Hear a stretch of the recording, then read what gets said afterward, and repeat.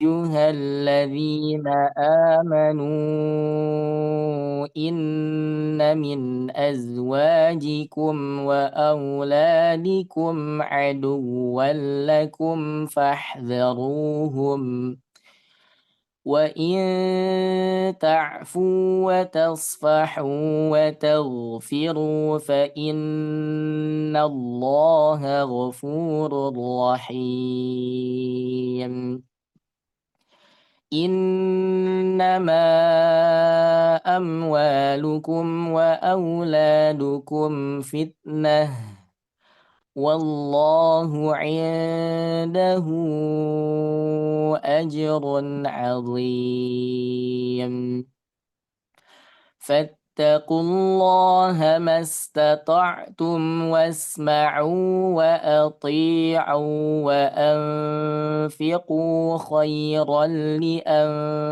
لأنفسكم ومن يوق شح نفسه فأولئك هم المفلحون إن تقرضوا الله قرضا حسنا يضاعفه لكم ويغفر لكم والله شكور حليم عالم الغيب والشهادة العزيز الحكيم صدق الله العظيم. Jazakumullah khairan katsira.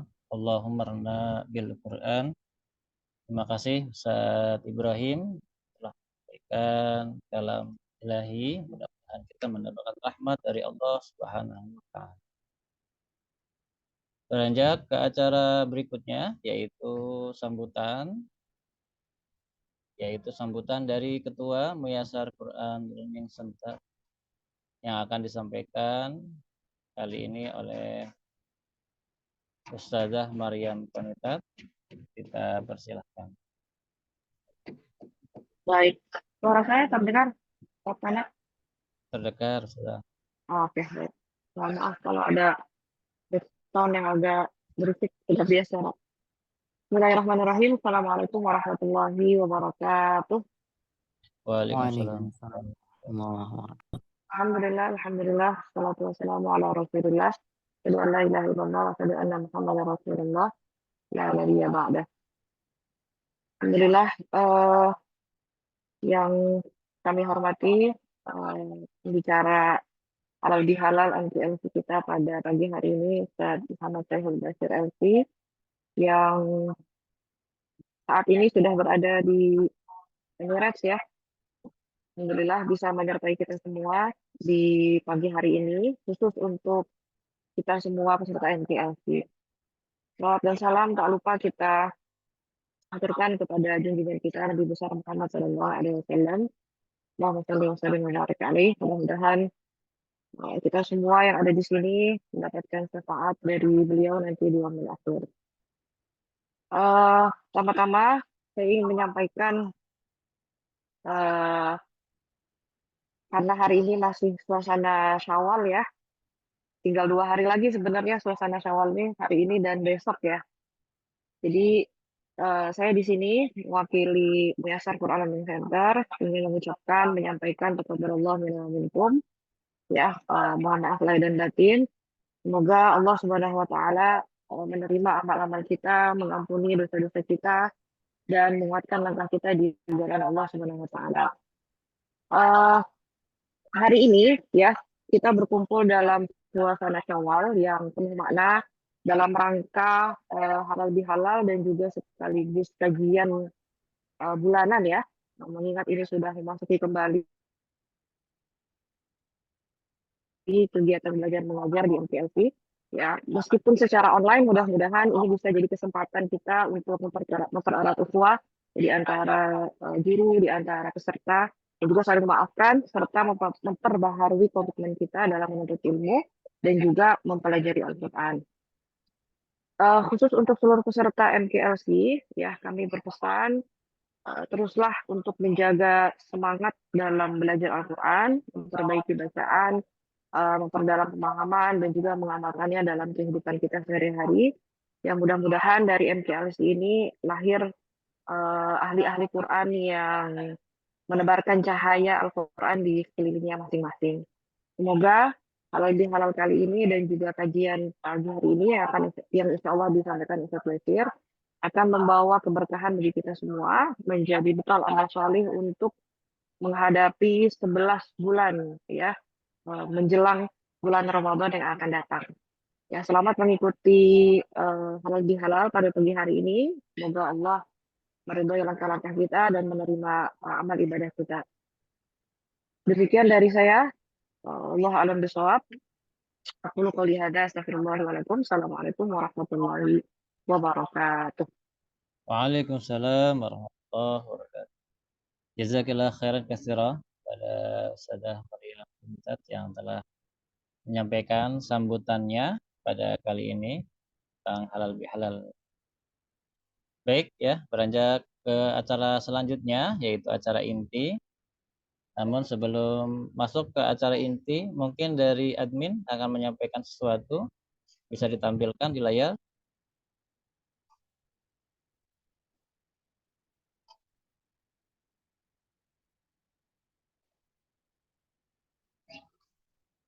Ya, baik para peserta semuanya, ya kegiatan kali ini kami dari MKLC mengajak untuk membuka ya amal jariah ataupun amal ibadah untuk kita semua yang memiliki keluangan harta, ya bisa disampaikan ya amanahnya ke MKLC.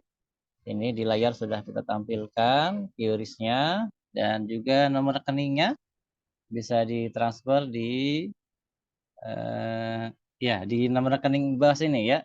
Gitu. Itu aja ya. Baik, terima kasih pada admin. Ya. Baik, insya Allah kita akan sampaikan ya pemateri kita pada kesempatan kali ini dengan tema ya yaitu pasca Ramadan bersama Al-Quran sepanjang kehidupan. Insya Allah akan disampaikan oleh Ustadz Syekhul Basir ya, LC Al-Hafiz ya. Beliau termasuk juga adalah salah satu guru di MKLC ya.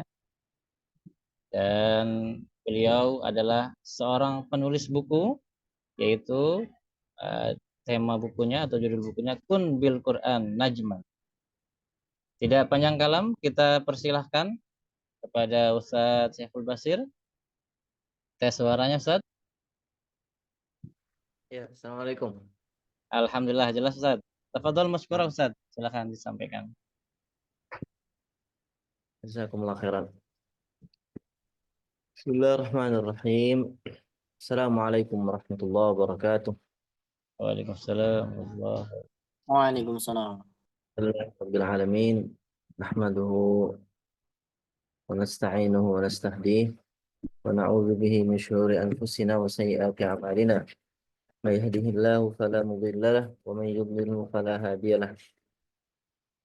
Asyhadu an la ilaha illallah wahdahu la syarika lahu wa asyhadu anna Muhammadan 'abduhu wa rasuluh. Allahumma shalli wa sallim ala sayyidina Muhammad wa ala ali sayyidina Muhammad kama shallaita wa sallamta ala sayyidina Ibrahim wa ala ali sayyidina Ibrahim innaka Hamidum Majid. Allahumma 'allimna ma yanfa'una wanfa'na bima 'allamtana wa zidna 'ilman nafi'an wa hudan wa salahan ya rabbal alamin. Allahumma ya mu'allima Ibrahim 'allimna wa ya mufahhima Sulaiman fahhimna. Allahumma rzuqna fahman nabiyyin wa hifdzal mursalin wa ilhamal malaikatil muqarrabin. Allahumma aghnina bil ilm wa zayyinna bil hilm wa akrimna bit taqwa wa jammilna bil afiyah.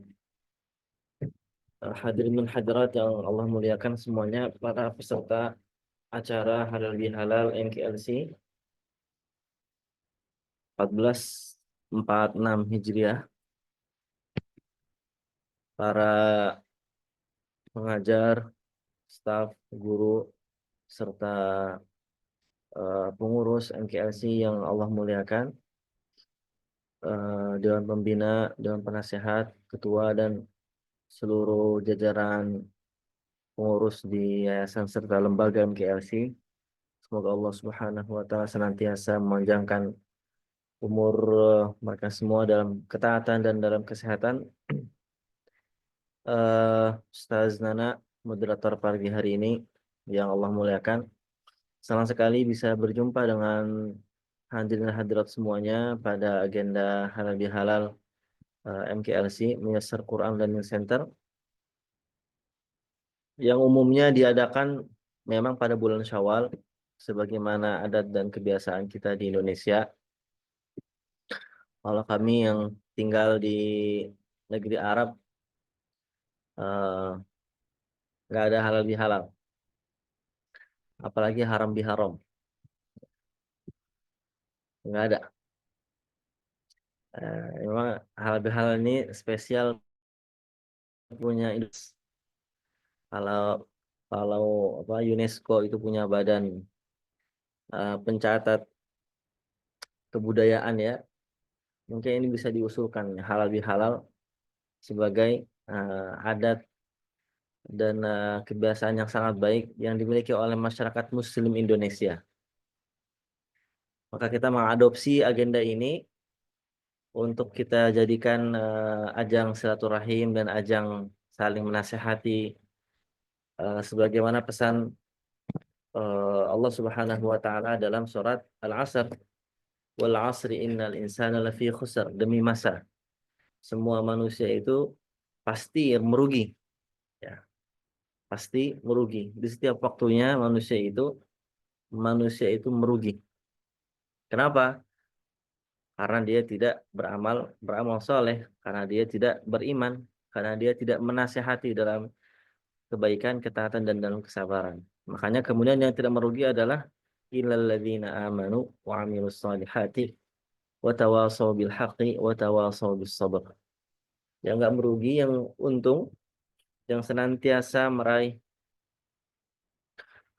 keberuntungan dalam hidup adalah mereka yang senantiasa beriman, senantiasa produktif dalam amal soleh, senantiasa menasehati dalam ketaatan, kesabaran ya, dan dalam kebenaran.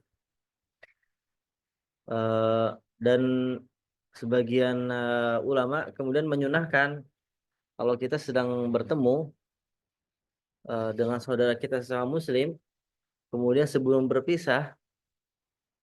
kita berpisah itu disunahkan untuk atau dianjurkan untuk membaca surat Al-Asr ini. Ya. Dan kebiasaan ini kemudian juga yang diadopsi oleh sebagian besar lembaga Islam di kita, sebagian lembaga pendidikan Islam di Indonesia, eh, Raudatul Atfal misalnya di TK-TK Islam, itu mengakhiri kelasnya dengan membaca surah Al-Asr. Ini dalam rangka apa? Mengingatkan pentingnya saling menasehati. Dan dalam agenda-agenda semacam ini, halal bihalal, suasana Lebaran di bulan Syawal, selain kita mendoakan sesama kita dengan doa taqabbalallahu minna wa minkum, semoga Allah senantiasa menerima amal soleh kita, kemudian juga dengan ucapan kullu amin wa antum bi khair, kullu amin wa antum tayyibin, ya, kullu amin wa antum bi alfi sihha wa afiyah, semoga senantiasa sepanjang waktu, sepanjang tahun, ya, kita senantiasa sehat, senantiasa baik keadaannya, ya, dan semoga kita dipertemukan a'adallahu alaina, semoga kita senantiasa dipertemukan Allah dengan bulan Ramadan, ya. Selain kita mendoakan dan ucapan-ucapan yang baik ini, kita juga gunakan untuk saling menasehati. Dan di antara nasihat yang paling sering disampaikan oleh para guru kami, para masyayikh kami setelah Ramadan adalah agar tidak menjadi Ramadhaniyin. Agar tidak menjadi apa?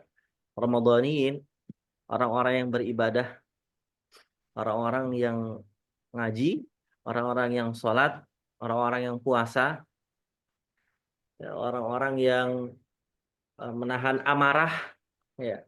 Orang-orang yang menahan hawa nafsunya hanya ketika bulan Ramadan. Ramadan ini. Tapi kita senantiasa menjadikan bulan Ramadan yang kemarin kita lewati itu sebagai ajang latihan menjadi seorang Rabbani. Seorang Rabbani, hambanya Allah yang benar kan? Yang seorang yang ngaji, yang khataman, ya, yang tadabbur, juga cuy.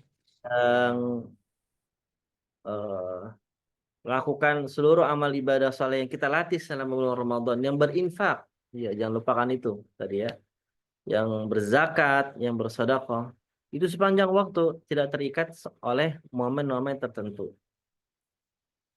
Ya itulah hikmah kenapa dirahasiakan malam Lailatul Qadar. Ya, dirahasiakan Lailatul Qadar ya. Malam-malam Lailatul Qadar itu tempatin dibahasnya, tapi nggak apa-apa. Kita menggunakan bahasa yang malum aja di Indonesia, malam Lailatul Qadar. Kenapa Allah merahasiakan malam Lailatul Qadar agar kita tidak terikat oleh waktu, hanya beribadah di malam-malam ganjil saja. Ya, tapi kita beribadah di sepanjang malam bulan Ramadan. Ya, makanya unik kayak seperti di tahun ini ya Ustadz Nana dan rasa tidak semuanya. Itu saya di Emirat kalau lagi bulan ganjil, kalau lagi malam ganjil ini di tahun ini ya Ramadan kemarin. Kalau lagi malam 21 itu di Indonesia malam 20, ya kan? Kalau lagi saya malam 22 di Indonesia malam 21. Nah, jadi mana nih Lailatul Qadarnya? Katanya malam ganjil, kok beda? Nah, inilah kemudian satu isyarat tentang ibadah itu harus senantiasa sepanjang waktu, sepanjang malam, gitu. Tidak terikat oleh batasan waktu tertentu. Adanya dorongan, adanya anjuran yang keras tentang beribadah di malam-malam ganjil adalah sarana latihan, sarana tarbiyah untuk hati kita, untuk diri kita agar terbiasa beribadah sebanyak-banyaknya dan di mana saja dan kapan saja. Dan itulah hakikat madrasah Ramadan yang sudah kita lewati dan yang akan kita lewati insya Allah pada tahun-tahun berikutnya. Hadirin-hadirat yang Allah muliakan, salah satu buah atau samarah min samarati madrasati Ramadaniyah adalah hidup bersama Al-Quran.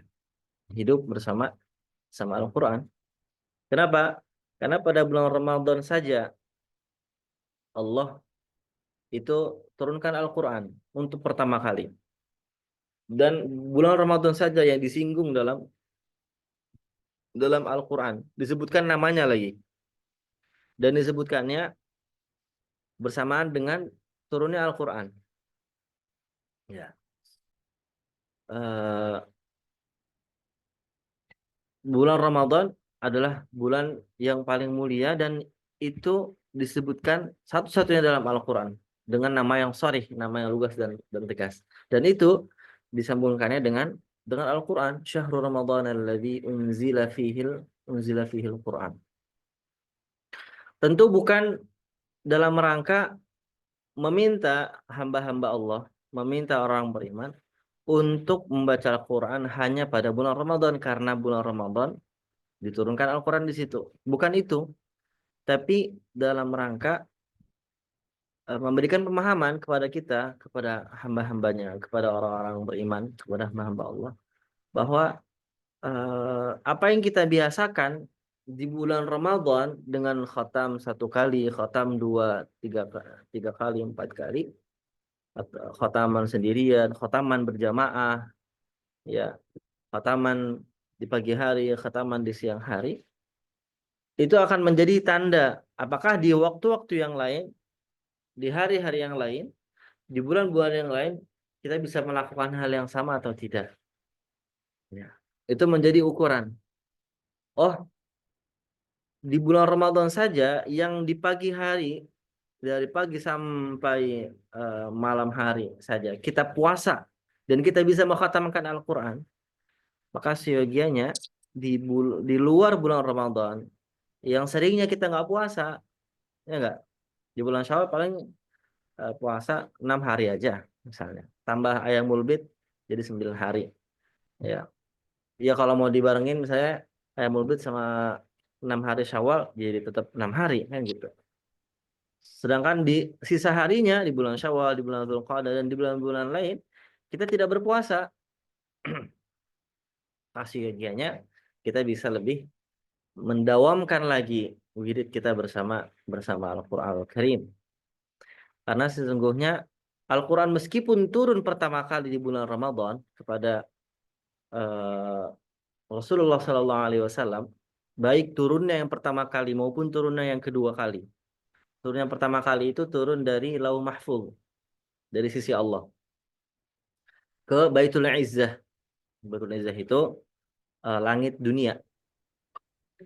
Itu turunnya pada bulan Ramadan. Ya. Dan baik turun yang kedua itu turun dari langitnya dunia, langit bumi, langitnya manusia kepada ala qalbika litakuna minal munzirin, kepada hatinya Nabi Shallallahu Alaihi Wasallam, ke dalam hatinya Nabi Shallallahu Alaihi Wasallam dengan wahyu pertamanya Iqra bismi rabbikal ladzi khalaq. Itu juga di bulan Ramadan. Memang Al-Quran turun di bulan Ramadan, tetapi dia tidak boleh hanya dibaca ketika bulan Ramadan. Ya. Kenapa? Karena Al-Quran adalah ruh. Karena Al-Quran adalah ruh. Allah mengisyaratkannya, membahasakannya dengan gamblang pada akhir surat Asy-Syura. Ya. Wa kadzalika auhayna ilaika ruham min amrina. Ya. Kadzalika auhayna ilaika ruham min amrina. Dan demikianlah kami mewahyukan ruhan min amrina. Mewahyukan kepada Muhammad ruhan min amrina. Para ahli tafsir menjelaskannya dengan ruh ini adalah Al-Quran. Ya. Dan bukan berarti Al-Quran adalah makhluk. Bukan berarti Al-Quran adalah makhluk. Ini adalah cara Allah Subhanahu wa taala menyampaikan kepada kita bahwa seorang mukmin sejatinya akan hidup dia ruhnya ketika dia mengambil Al-Quran ini dengan kuat, dengan sungguh-sungguh. Ya. Makanya kemudian Al-Quran ini bukan makhluk, tapi tampaknya makhluk itu nggak punya rohaninya. Kita ini manusia, kalau nggak ada Al-Quran, kalau kita tidak mendawamkan harian kita dengan Al-Quran, maka kita seperti tidak ada ruhnya. Seperti orang yang, ya pada orang umumnya, ya, yang manusia dengan jasad, tapi tidak ada ruhnya. Orang yang tidak memiliki ruh itu seperti mayat. Dan ini disyaratkan oleh Nabi Sallallahu Alaihi Wasallam, masalul mu'min allazi yazkurullah wallazi la yazkurullah masalul hayy wal mayyit. Permisalan orang beriman yang senantiasa berzikir dan yang tidak terbiasa berzikir itu bagaikan orang yang hidup dan mati. Ya, bagaikan hidup dan mati. Bukan berarti mati jasadnya tidak bergerak lagi, tetapi mati yang sesungguhnya adalah ketika ruhnya itu tidak hidup. Dan nyawa dari ruh itu adalah Al-Qur'anul Karim. Ya. Nyawa dari ruh kita adalah Al-Qur'anul Karim.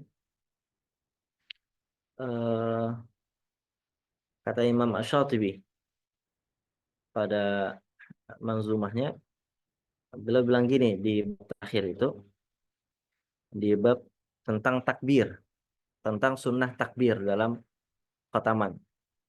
Beliau membukanya dengan bait yang cukup indah.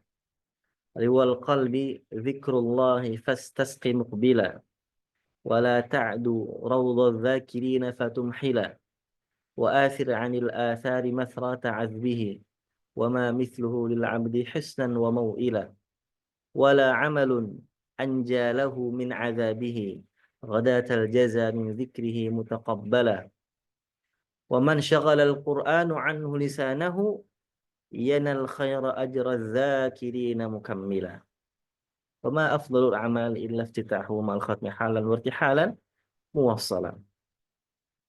Jadi hati ini riwal qalbi, hati ini akan kenyang. Hati ini butuh gizi sebagaimana jasad dan jasmani itu butuh gizi. Jasad dan jasmani itu gizinya adalah makan karbohidrat, makan protein, makan sayur-sayuran, ya, lemak dan seterusnya. Hati itu juga butuh gizinya, ruhani itu juga butuh gizinya. Riwal qalbi. Anda, kata Imam Syatibi, untuk mengenyangkan hati Anda adalah dengan zikrullahi fastasqi muqbil, dengan mengingat Allah Subhanahu wa taala. Fastasqi muqbila. Maka ayo coba siram terus. Kasih terus hati itu gizinya sebagaimana kamu menjaga jasmani dan jasad kamu dengan memberikan gizinya, dengan memberikan makanan hariannya 3 hari sekali, 2 hari sekali, itu kelamaan ya. Maksudnya 3 kali sehari maksud saya.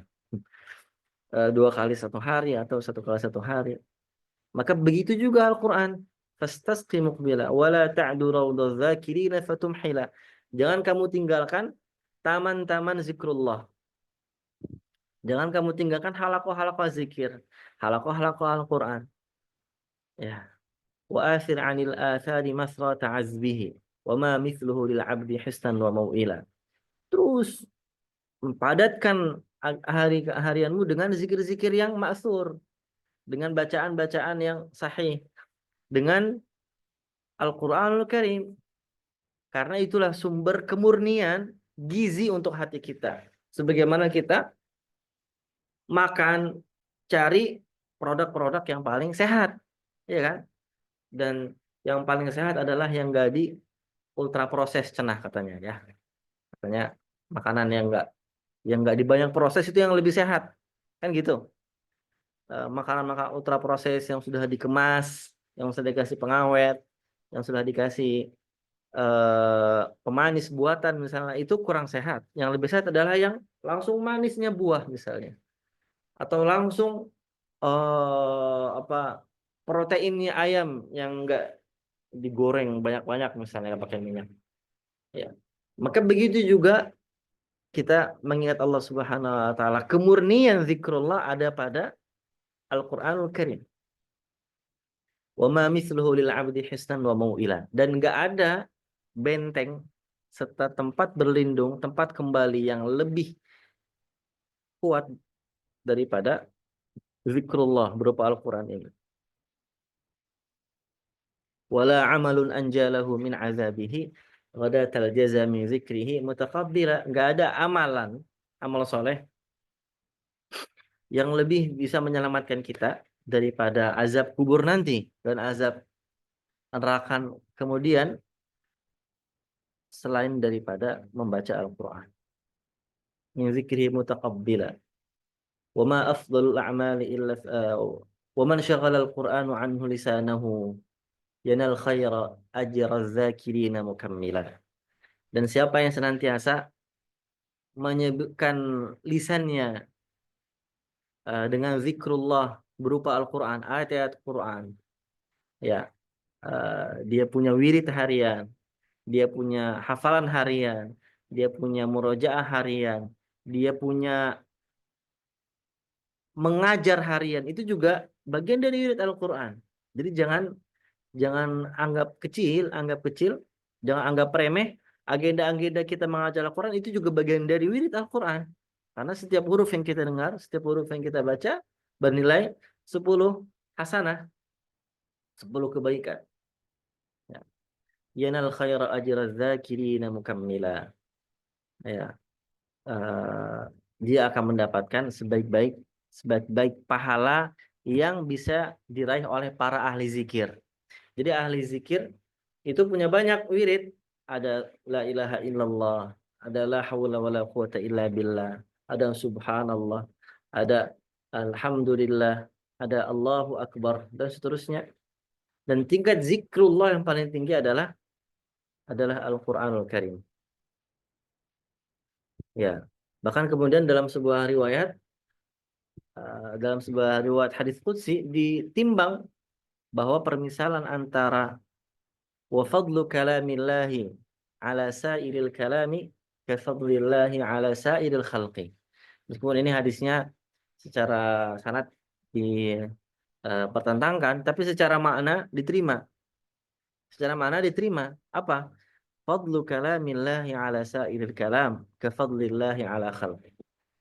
Kemuliaan Al-Qur'anul Karim, keutamaan Al-Qur'anul Karim di atas seluruh zikir-zikir, seluruh ucapan-ucapan baik, kalimat thayyibah yang lain, itu umpama permisalannya Allah Subhanahu wa taala di atas seluruh makhluknya, di atas seluruh ciptaan. Ya. Maka hadat yang Allah Subhanahu wa taala ini pertama saya sampaikan bahwa Al-Qur'an ini adalah ruhani kita. Al-Qur'an ini adalah senyawa yang akan terus memberikan hati kita itu gizinya. Suatu ketika orang-orang musyrik Makkah, mereka disebut jahiliyah, tapi bukan berarti mereka tidak tahu informasi orang-orang yang datang sebelumnya. Mereka disebut jahiliyah bukan karena mereka nggak pintar, bukan karena mereka tidak belajar, tapi karena mereka moralnya itu bobrok. Suatu ketika mereka datang ke hadapan Nabi SAW, orang-orang jahiliyah musyrikin Quraisy Makkah. Mereka menantang Nabi SAW. Mereka bilang apa? Wahai Muhammad, dulu, kata mereka, dahulu nabi-nabi sebelum kamu itu bisa membelah lautan. Siapa nabi yang bisa membelah lautan? Nabi Musa alaihissalam. Dulu nabi sebelum kamu itu bisa menghidupkan orang yang mati. Ya, bisa menghidupkan orang yang mati. Ya. Siapa nabi yang bisa menghidupkan orang mati dan kemudian membuat orang mati itu bicara? Nabi Isa alaihissalam. Dan dulu nabi sebelum kamu itu bisa safar, ya, bisa berpindah dalam satu malam itu ke banyak negara yang berbeda, banyak daerah-daerah yang berbeda dalam satu malam dengan anginnya. Siapa? Nabi Sulaiman. Jadi orang-orang jahiliyah ini, jahiliyah kufar Quraisy Makkah, itu mereka tahu pengetahuan tentang orang-orang dan nabi sebelum mereka. Mereka belajar itu juga. Kemudian dengan berdalihkan pengetahuan ini, mereka menantang Nabi Sallallahu Alaihi Wasallam. Apakah Qur'annya kamu ini, wahai Muhammad, itu bisa melakukan hal yang sama dengan apa yang dilakukan oleh nabi-nabi sebelum kamu? Ya. Apa kata Nabi Sallallahu Alaihi Wasallam? Kata Rasulullah Sallallahu Alaihi Wasallam, turun kepada beliau satu ayat dalam surah Ar-Ra'd ayat 31. Walau anna Qur'anan suyirat bihil jibal au qutti'at bihil ardu au kullima bihil mauta bal lillahil amru jami'a. Ya. Ini saya ketika murojaah ayat ini saya bingung. Ini mana lanjutan percakapannya? Walau anna Qur'anan suyirat bihil jibal. Seandainya ada satu Quran, ada satu kitab yang diturunkan kepada para nabi yang mampu suyirat bihil jibal, yang mampu membuat gunung-gunung itu bergerak ke arah yang berbeda-beda. Au qutti'at bihil ardu, yang mampu membuat lautan itu terbelah, tanah itu terbelah, dan yang mampu membuat orang yang sudah mati itu berbicara lagi, hidup. Habis itu apa? Balillahil amru jami'a. Saya mikir ini mana jawabannya? Ini kan kalimat andaian. Ayat ini surah Ar-Ra'd ayat 31 kalau nggak salah. 32. Walau anna Qur'anan suyirat bihil jibal au qutti'at bihil ardu au kullima bihil mauta. Itu ini kalimat pengandaian seandainya ada Al-Qur'an. Tapi nggak ada jawabannya. Jawabannya balillahil amru jami'a. Nggak menjawab. Allah yang punya semua urusan itu. Tapi apa? Apa Al-Qur'annya? Apa kitabnya? Itu nggak terjawab. Saya kemudian merenung gitu, tadabbur. Apa ya? Apa jawabannya gitu? Ya. Ternyata jawabannya ada di depan mata. Ada di depan mata kata para ahli tafsir, misalnya kata Imam Zamakhsyari. Itu bilang eh, jawabannya ada terdapat di depan mata kamu, yaitu Al-Quran itu sendiri. Saking dekatnya jawaban itu, wahai orang jahiliyah, saking dekatnya jawaban yang kamu cari, kami nggak perlu menjawabnya. Balillahil amru jami'ah. Gitu. Seandainya ada kitab yang Allah turunkan, ada mukjizat yang Allah turunkan kepada para nabi yang mampu membuat gunung-gunung ini berlarian, yang mampu membuat bumi itu terpecah belah, yang mampu membuat orang mati itu hidup kembali, itu ada jawabannya di belakang kami, itu Al-Quran. Al-Quran. Ini ngasih isyarat lagi-lagi ke kita bahwa Al-Quran ini adalah mukjizat khalidah, mukjizat yang abadi. Sampai nanti hari kiamat dia akan selalu ada. Bahkan nanti ketika ketika hisab, dia akan membela, dia akan berdiri menjadi pengacara ahli dan para sahabatnya. Jadi orang-orang yang bersahabat sepanjang hidup dengan Al-Quran, nanti dia nggak perlu nyewa pengacara di hadapan Allah. Dia nggak perlu uh, sewa mahal-mahal pengacara untuk berdebat di hadapan jaksa-jaksanya Allah, para malaikat. Kita punya pengacara. Para sahabat Al-Quran itu punya pengacara, yaitu Al-Quran itu sendiri. Itulah mukjizat Al-Quran Al-Karim. Karenanya hadirin Allah muliakan, orang-orang jahiliyah ini kemudian terdiam. Ya, orang-orang kufar Quraisy Makkah ini terdiam. Mereka dari awal itu memang nggak mau beriman saja kepada Al-Quran Al-Karim karena hatinya mereka sengaja tutup. Telinga mereka terbuka, tapi hakikatnya telinga mereka tertutup. Mata mereka terbuka, tapi mata atau hati mata mereka itu tertutup, nggak mau mendengar. Ya, padahal dari awal Al-Quran turun, mereka nggak bisa bikin hal yang sama. Sampai kemudian nanti hari kiamat, nggak akan ada orang yang bisa bikin Al-Quran sebagaimana Al-Quran yang kita baca setiap hari. Nah, kemudian hidup tanpa Al-Quran berarti hidup tanpa gaib, teman-teman semuanya. Hadirin Allah muliakan. Hidup tanpa Al-Quran itu berarti hidup tanpa panduan. Dari mana kita berasal, siapa kita, akan kemana kita kembali, akan kemana kita pergi, apa yang harus kita persiapkan. Kita nggak tahu.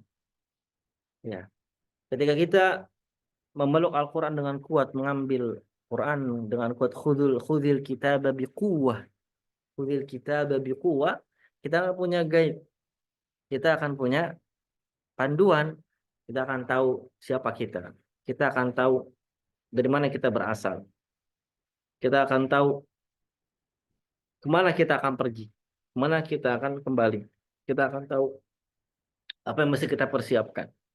Ya, semua fase-fase kehidupan itu sudah dijelaskan dengan gamblang dalam Al-Quran. Maka kita akan teguh secara emosional, akan kuat secara emosional, kita tidak akan mudah bingung. Buat mereka yang hidup dengan Al-Quran bukan berarti sekedar membacanya saja. Hidup dengan Al-Quran berarti berusaha memahami isinya, mentadabburi kandungan apa yang dibaca. berusaha menghafal sebisa mungkin, berusaha mengajarkannya ke orang luar, berusaha mendakwahkannya ke keluarga terdekat dan seterusnya. Itulah hidup hidup dengan Al-Quran. Hidup dengan Al-Quran berarti bersahabat dengan Al-Quran. Bersahabat dengan Al-Quran berarti senantiasa kembali kepada Al-Quran, senantiasa berinteraksi dengan Al-Quran, bukan hanya dalam keadaan senang dan bahagia, tapi juga dalam keadaan sedih, dalam keadaan sulit.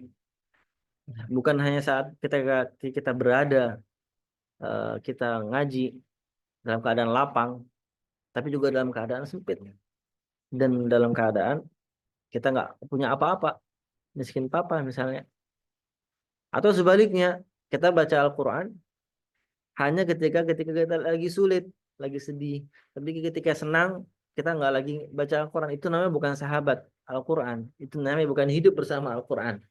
Itu namanya memanfaatkan Al-Quran. Al-Quran, kata kata guru kami, kata Syekh Jarullah, saya menemukan banyak sekali para penghafal Al-Quran yang memanfaatkan Al-Quran. Kata beliau, memanfaatkan Al-Quran. Dan saya dapati mereka akhirnya nggak ngambil apa-apa dari Al-Quran. Memanfaatkan Al-Quran. Tapi ketika saya bertemu orang-orang yang menjadikan Al-Quran itu sebagai imamnya, mereka mendapati Al-Quran memanfaatkan dirinya untuk apa saja. Al-Quran yang memanfaatkan sahabatnya, bukan sahabatnya yang memanfaatkan Al-Quran untuk kemaslahat pribadinya, untuk bisa dapat beasiswa, untuk bisa dapat jodoh, untuk bisa dapat kekayaan, untuk bisa punya masalah-masalah duniawi. Itu saya dapati akhirnya mereka nggak dapat apa-apa dari Al-Quran, kata guru kami. Dan itu memang benar. Saya mulai melihat itu. Kita mulai melihat fenomena itu di tengah-tengah masyarakat kita. Nah, kemudian eh, kita menjadikan Al-Quran ini, kita menjadikan diri kita sebagai servannya Al-Quran. Al-Quran mau kita apa, kita jalan. Al-Quran merintah kita apa, kita nurut. Al-Quran melarang kita apa, kita jauhi. Bukan sebaliknya, kita pengen Al-Quran untuk maslahat kita. Ya, itu bukan sahabat Al-Quran. Itu bukan hidup bersama Al-Quran. Maka kemudian ada beberapa tanda, hadirin-hadirat Allah muliakan, ada beberapa ciri, ada beberapa alamat-alamat, ada beberapa tolak ukur kalau kita ini sudah hidup bersama Al-Quran. Ya. Dan Al-Quran bersama kita dalam hidup. Itu ada tanda-tandanya. Yang pertama, kita punya wirid harian. Kita punya wirid harian Al-Quran. Bahkan penggunaan istilah wirid ini penggunaan istilah wirid, bukan tilawah, bukan murojaah, bukan hafalan. Ini menandakan kuatnya hubungan emosional kita sama Al-Quran. Ya, saking dekatnya itu sudah disebut dengan wirid. Wirid itu artinya sesuatu yang diulang-ulang, sesuatu yang senantiasa dikerjakan, senantiasa nggak pernah ditinggalkan. Itu namanya wirid. Dan Anda bisa mengukur, kita semua di sini bisa mengukur apakah kita sudah menjadikan Al-Quran bersama dengan kita dalam hidup dengan satu pertanyaan pertama ini. Apakah kita punya wirid harian dengan Al-Quran atau tidak? Sebelum jauh ngomong kemana-mana. Sebelum jauh kita ngomongnya mempraktekkan Al-Quran, kita mengamalkan Al-Quran dan seterusnya. Enggak. Satu pertanyaan paling sederhana. Apakah kita punya wirid harian Al-Quran? Ya. Sebagaimana kita sholat 5 waktu. Apakah Al-Quran juga begitu buat kita? Yang kalau kita ninggalin nih, nggak ngaji dalam satu hari, ya itu rasanya kayak ninggalin kewajiban gitu. Kayak nggak makan, ya kayak nggak sholat misalnya, kayak nggak mandi. Ya sebagian orang ada yang jadiin mandi itu kewajiban. Kalau nggak mandi, kayak ada yang kurang. Ya. Nah, wirid harian Al-Quran paling standar buat seorang mukmin, seorang muslim, apalagi yang sudah mulai menghafal Al-Quran, itu paling standar dia baca satu hari itu satu juz Al-Quran, agar dalam waktu 30 sampai 40 hari dia khatam Al-Quran. Suatu ketika ada yang nanya ke saya, Ustaz Nana, ada yang nanya, diskusi gitu, emangnya eh, emangnya Nabi itu pernah nyuruh kita khatam bulanan? Dan nanya ke saya, dan yang nanya ini Ustadz juga, dosen lagi, dosen hadis. Dia sehari-hari ngajar Bulughul Maram. Ya, saya, Mas, memang ada hadis Nabi yang ngajarin kita khatam bulanan. Kenapa kok ada odoji itu, kata dia. Ada odoji, ada apa bla bla. Emang ada hadis yang secara sharih bilang Iqra'ul Quran waqtimu fi syahrin misalnya. Bacalah Al-Quran dan khatamkanlah dalam 1 bulan. Saya bilang gini, Kiai, ya, memang tidak ada yang secara lugas seperti itu. Ya, enggak ada. Nabi memang tidak pernah memerintahkan dengan kalimat perintah kepada para sahabatnya maupun orang-orang setelahnya untuk mengkhatamkan Al-Quran setiap bulan, itu enggak ada. Tapi kalau kita pinter, kita pasti nemu perintah itu. Kalau kita pengen mikir sedikit, itu kita pasti nemu perintah itu. Kita nemu anjuran itu. Di mana? Saat Abdullah bin Amr bin Al-As datang kepada Nabi Shallallahu Alaihi Wasallam. Ya. Kemudian berkata, ya Rasulullah Sallallahu Alaihi Wasallam, sesungguhnya aku mampu mengkhatamkan Al-Quran dalam waktu 3 hari. Ya, dalam waktu 3 hari. Kata Nabi Sallallahu Alaihi Wasallam apa? Ini hadisnya sahih. Ada di Muslim, dia di Sahih Muslim ada. Di Sahih Bukhari dengan redaksi yang agak berbeda. Ditanya, wahai Abdullah, kamu khatam Al-Quran 3 hari sekali? Jangan, kata Nabi Sallallahu Alaihi Wasallam. Iqra'uhu fi salasin. Nah, disinilah redaksinya. Bacalah dia dalam waktu 30 hari. Abdullah bin Amr kekeh, ya Rasulullah, inni utiqu aksara min zalik. Ya Rasulullah, saya mampu lebih cepat dari itu. Saya mampu tetap 3 hari sekali.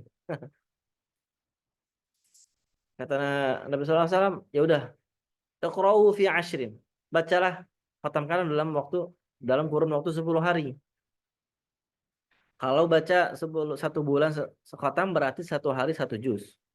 Kalau baca 10 hari khatam berarti 1 hari 3 juz. Kata Abdullah bin Amr, ya Rasulullah, ini utiqu aksara min zalik. Saya sanggup lebih dari itu. Lebih cepat dari itu saya bisa. Ya. Kata Nabi, iqra'u fi sab'in. Baca dalam waktu 7 hari. Khatamkan dalam waktu 7 hari. 7 hari berarti 1 harinya berapa? 4 sampai 5 juz. Ya. Kata Abdullah bin Amr, atau kata Abdullah bin Amr, ya, bukan Amr bin As, tapi anaknya Abdullah bin Amr. Ya Rasulullah, saya bisa lebih dari itu. Kata Nabi, ya udah baca 3 hari. Iqra'u fi salas. Dan nggak boleh lebih cepat dari itu. Ya, baca dalam 3 hari khatam nggak apa-apa. Dan jangan lebih cepat dari itu. Di riwayat Tirmizi itu disebutkan la yafqahu man qara'al Qur'ana fi salas. Orang yang terbiasa mengkhatamkan Al-Quran 3 hari sekali, ya, itu susah untuk memahami isinya. Maka memang anjuran yang paling ideal adalah yang tengah-tengah. Ya, sepekan sekali khatam. Sepekan sekali khatam. Memakai metode fami bisyauqin. Fami bisyauqin. Mulutku merindu. Afa itu Al-Fatihah, mim itu Al-Maidah, ba itu Bani Israel, shin itu Asy-Syu'ara, waw itu Was-Saffat, qaf itu adalah surat Qaf.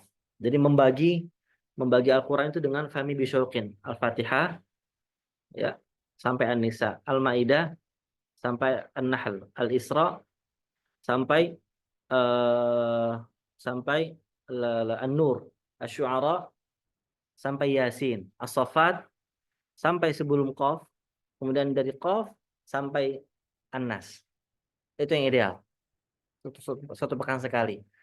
Itu yang wirid yang menyeimbangkan antara eh, kebenaran huruf yang kita baca, keabsahan huruf yang kita baca, ya, hukum-hukumnya terbaca semua, dan proporsional pemahaman makna yang kita dapatkan. Itu rata-rata kita bisa dapatkan dalam waktu, kalau membacanya, khatamnya itu 7 hari, dalam 1 pekan, atau 6 hari. Dan ini metode yang konon katanya diadopsi dari Sayyidina Ali bin Abi Thalib radhiyallahu anhu dan Sayyidina Utsman bin Affan radhiyallahu anhu. Ya. Lebih dari itu nggak apa-apa. Karena memang Nabi SAW menganjurkan juga 10 hari nggak masalah. 1 bulan nggak masalah. Tapi jangan lebih dari 1 bulan. Kata Imam Al-Qurtubi bahkan orang yang mengkhatamkan Al-Quran lebih lama dari 40 hari yuktab minal ghafilin. Dia sudah termasuk orang yang lalai. Nauzubillah min dzalik. Orang yang khatamnya itu lebih lama dari 40 hari, ini udah batas, udah red flag, red flag kalau kata orang zaman sekarang. Jadi cowok-cowok red flag ini ya, ini tambahan. Tambahan kualifikasi red flag itu orang yang khatamnya atau muslim red flag itu orang yang wiridnya itu selesai dalam 40 hari. Wirid Al-Quran 40 hari itu red flag, itu udah batas paling lama. Kenapa? Karena dia ketemu sama Al-Quran, ketemu sama Al-Fatihah, ketemu sama Al-Baqarah, ketemu sama An-Nisa setelah 40 hari. Itu musibah. Nggak boleh. Harus lebih cepat dari itu. Minimal 1 bulan. Ya. Jadi setiap bulan dia ketemu tuh sama ayat-ayat tentang takwa, ayat-ayat tentang puasa, ayat-ayat tentang pernikahan, ayat-ayat tentang talak, ayat-ayat tentang riba, ayat-ayat tentang Bani Israel, ayat-ayat kisah-kisah para nabi. Itu setiap bulan terbaca oleh dia. Itu wirid harian Al-Quran. Jadi ukuran pertama kita sudah membersamai Al-Quran dalam hidup adalah kita punya wirid harian. Dan paling lama adalah 40 hari. Kemudian yang kedua, ukuran kita sudah bersama Al-Quran dalam hidup adalah apakah kita punya circle, kita punya lingkaran yang mendekatkan kita dengan Al-Quran atau tidak. Mendekatkan dengan Al-Quran atau tidak. Dan circle hari ini bisa kita gambarkan dengan adanya guru dan teman. Ya, kita punya guru nggak? Apa jangan-jangan ngaji sendirian? Ya, ngaji sendiri, nggak punya guru. Dan ini berlaku buat guru Al-Quran juga. Jangan menyangka ini berlaku cuma untuk murid-murid yang baru belajar. Enggak. Justru guru-guru Al-Quran lebih wajib punya guru lagi. Ya. Ini sering miss nih. Sering miss, sangat sering miss. Dan ini senantiasa dinotis oleh para masyaikh kami, bahwa orang yang lebih wajib belajar itu bukan orang awam, tapi orang yang sudah ngaji. Itu lebih wajib dia punya guru. Kenapa? Karena Allah Subhanahu wa taala bilang di surat Ali Imran, "Rabbana la tuzigh qulubana ba'da idh hadaitana wa hab lana min ladunka rahmah innaka antal wahhab." Itu kan doa ini doa tentang apa? Meminta keistiqomahan, betul nggak? Betul nggak Ustaz Nana dan para hadis yang lain? Di Rabbana la tuzigh qulubana, ini doa yang kita baca setiap hari, dan doa ini meminta istiqomah.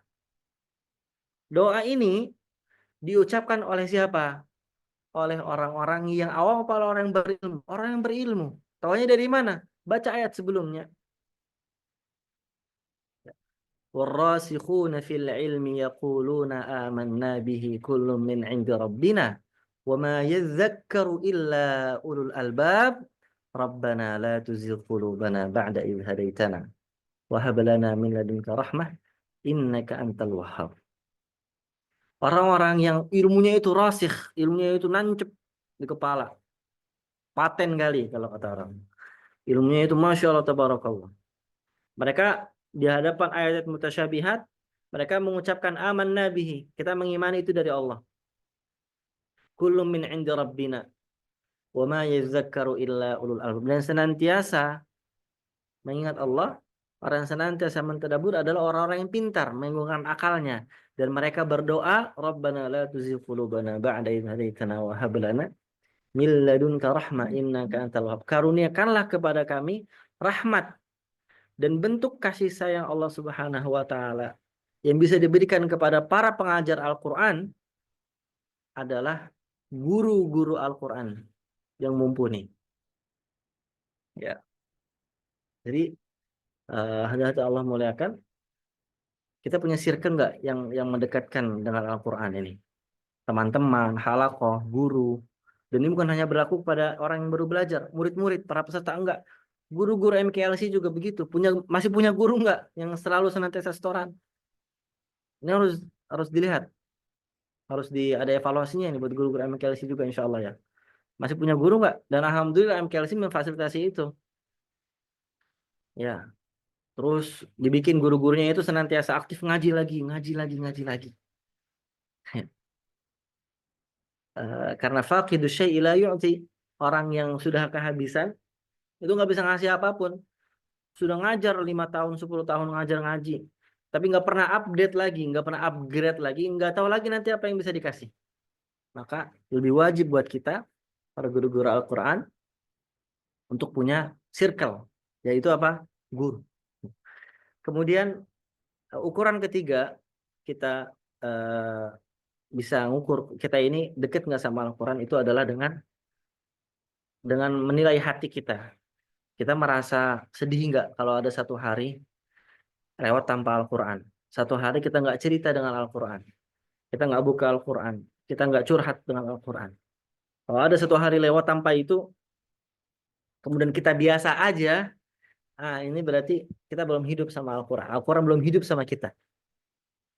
Al-Quran belum masuk ke hati kita. Kalau ada satu hari kita belum baca satu surat aja misalnya, itu kita merasa biasa-biasa aja. Ini musibah. Ya, ini musibah. Kemudian yang keempat yang bisa kita garis bawahi sebagai salah satu tanda kalau kita sudah hidup sama Al-Quran adalah kita punya sensitivitas tentang qadhiyah Al-Quran. Qadhiyah Al-Quran di tengah-tengah masyarakat. Masyarakat ada isu-isu apa, kemudian isu-isu yang berkembang di tengah masyarakat. Kemudian mereka bicarain Al-Quran misalnya, isu-isu sensitif, qadhiyah ummah yang membicarakan Al-Quran, kemudian kita sensitif. Ya, itu tanda kita sudah bersama Al-Quran. Kita tahu Al-Quran menjawab apa tentang qadhiyah ini. Kita tahu Al-Quran bilang apa tentang isu ini. Isu A, isu B, isu C. Kita tahu Al-Quran bicara tentang apa, tentang hal itu tanda kita sudah hidup bersama Al-Quran. Tapi kalau kita biasa aja ngelihat fenomena permasalahan hidup, isu-isu yang berkembang di tengah masyarakat, di tangga kita yang dekat maupun yang jauh, di keluarga kita yang dekat maupun yang jauh, tapi kita nggak mengaitkannya dengan apa sih Al-Quran bilang tentang itu, maka kita belum hidup sama Al-Quran. Ya. Dan itulah kemudian tantangan zaman sekarang. Hadirin Allah muliakan. Tantangannya adalah kita ini hidup di zaman yang serba instan. Ya, zaman yang instan banget. Apa-apa sekarang sudah langsung nanya Meta, nanya ChatGPT, ya, dan seterusnya. Sehingga kita merasa nggak perlu lagi membangun hubungan yang intim dengan Al-Quran. Karena sudah ada shortcut-shortcutnya. Sudah ada alternatif-alternatifnya. Memang dalam beberapa momen mewakili, tapi itu tidak bisa dijadikan dasar hubungan kita yang kuat dengan Al-Quran Al-Karim. Dasar hubungan yang kuat dengan Al-Quran adalah tetap kita membaca huruf per hurufnya dengan tartil. Dengan tartil. Tetap dengan mengkaji isi ayatnya. Yang kita baca dengan para ahli. Bukan cuman kita baca sendiri, kemudian kita pas enggak, kita baca, kita kaji, kita diskusikan dengan para ahli, para asatis, dengan para ulama. Tetap dengan menargetkan minimal 1 kali khatam dalam 1 bulan. Tetap mencari guru yang bisa mentarbiyah hati kita, bukan cuma mentransfer pengetahuan informasi, Tapi yang bikin kita itu lebih rabbani, lebih khuluq lagi, lebih suluk lagi. Ya, makanya eh, zaman sekarang ini kita jadi serba instan. Merasa Al-Quran itu ya udah jadi paling paling akhir aja. Ya, paling akhir. Kenapa? Karena ada banyak sekali pembegal, ada begal-begal, qutta'ut thariq. Ya, kesibukan-kesibukan yang nggak perlu, kesibukan-kesibukan yang diada-adakan, yang sebenarnya nggak sibuk, tapi diada-adakan, sehingga kita menomorduakan, menomortigakan, bahkan mengakhirkan Al-Quranul Karim, nggak menomorsatukan. Ya. Dan juga tadi tantangan zaman ini yang menghalangi kita dari Al-Quran adalah guru yang berhenti belajar, nggak lagi pengen upgrade, nggak lagi terus murajaah hafalannya. Berbekal sertifikat dulu pernah menghafal, kemudian merasa cukup. Dulu pernah menghafal, dulu pernah setoran, dulu pernah khatam. Nauzubillah min dzalik. Hadirat yang Allah muliakan, kita berdoa kepada Allah Subhanahu wa taala. Semoga Allah Subhanahu wa taala jadikan kita hidup dan mati bersama bersama Al-Qur'anul Karim. Beruntunglah mereka yang mendapatkan rezeki ini, dan kita senantiasa berdoa kepada Allah agar kita menjadi orang yang beruntung ini, yang interaksinya sama Al-Quran nggak dibatasi oleh tempat, nggak dibatasi oleh waktu, tidak dibatasi oleh orang, tidak dibatasi oleh lembaga, oleh sistem, tidak. Karena Al-Quran itu sendiri adalah hidupnya kita. Al-Quran ini adalah matinya kita. Dan Nabi SAW pernah ditanya oleh para sahabatnya, ya Rasulullah, kalau saya lagi capek dalam hidup, ya, kalau saya lagi eh, tertekan, stres dalam menghadapi permasalahan hidup, apa yang mesti saya lakukan? Nabi SAW mengajarkan sebuah doa, dan dalam doa ini ada isyarat yang kuat tentang, ada keterkaitan yang sangat kuat dengan Al-Quranul Karim. Nabi SAW mengajarkan doa, Allahumma inni abduk wa ibnu amatik nasiyati fi yadik madin fiyya hukmuk adlun fiyya qada'uk as'aluka bikulli ismin huwa lak sammaita bihi nafsak أو أنزلته في كتابك أو علمته أحدا من خلقك أو استأثرت به في علم الغيب عندك أن تجعل القرآن ربيع قلبي ونور صدري. Ya Allah, jadikanlah Al-Quran sebagai museum semi hati kami, sebagai penyinar hati kami. Wallahu a'lam bishawab. Barangkali ini yang bisa kami sampaikan pada pagi hari ini. Saya kembalikan kepada Ustaz Nana sebagai moderator. Kalau ada pertanyaan, dipersilakan. Assalamualaikum warahmatullahi wabarakatuh.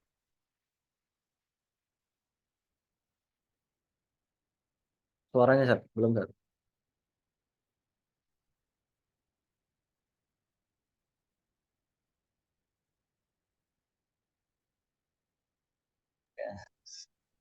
Waalaikumsalam warahmatullahi wabarakatuh.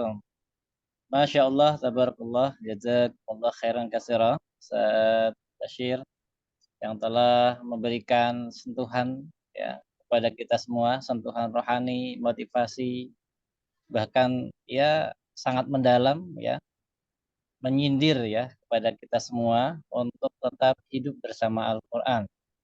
Materi yang sangat dalam, yang sangat penting untuk kita pahami, bahkan bukan hanya dipahami, tetapi untuk kita amalkan, praktekkan.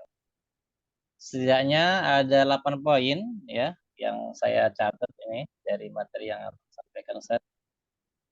Yang pertama tentu jadilah hamba Allah, bukan hamba Ramadan ya.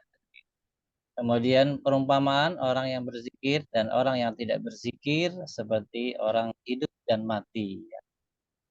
Al-Quran sumber gizi untuk roh kita, ya, sebagai konsumsi roh kita.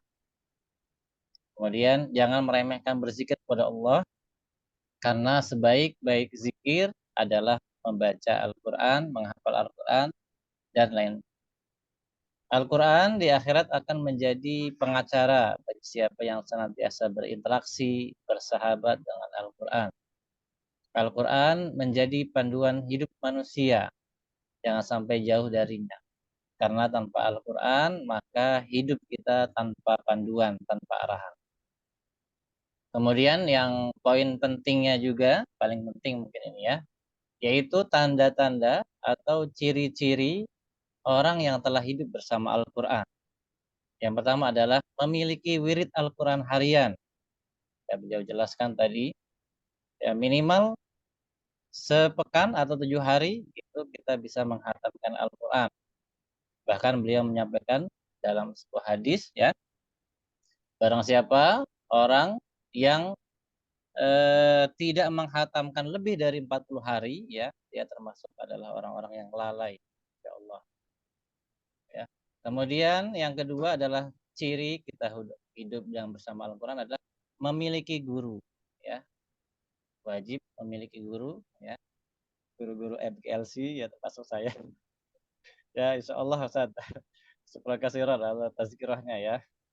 Kemudian selanjutnya adalah menilai hati kita, ya, terhadap Al-Quran. Kalau kita tidak membaca sehari saja hati kita sudah gelisah, berarti kita memiliki ciri kita bersama Al-Quran.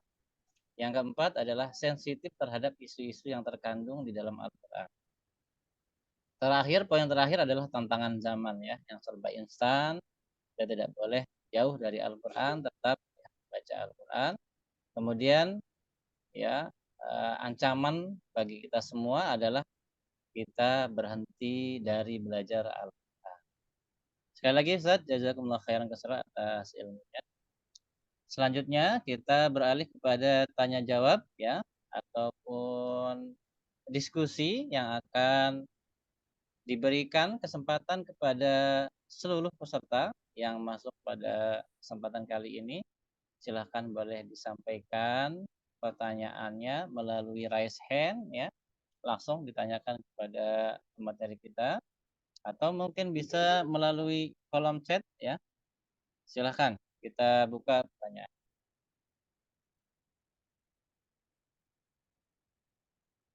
Silakan. Ada yang raise hand dari peserta semuanya yang akan bertanya, ya. Ini beliau ini luar biasa, ya, karena bukan tinggal di Indonesia deh. Ini ulama internasional, jadi jangan sampai kita sia-siakan, ya, peserta MKLC, ya. Silakan ditanyakan. Ada pertanyaan tidak? Ada yang resen, Ustaz. Ada.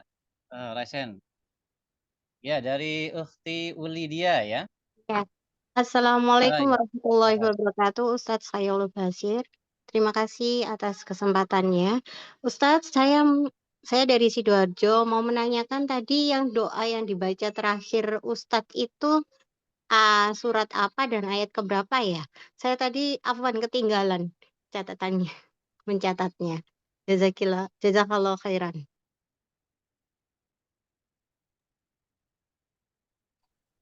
Ya, yang doa yang mana ya?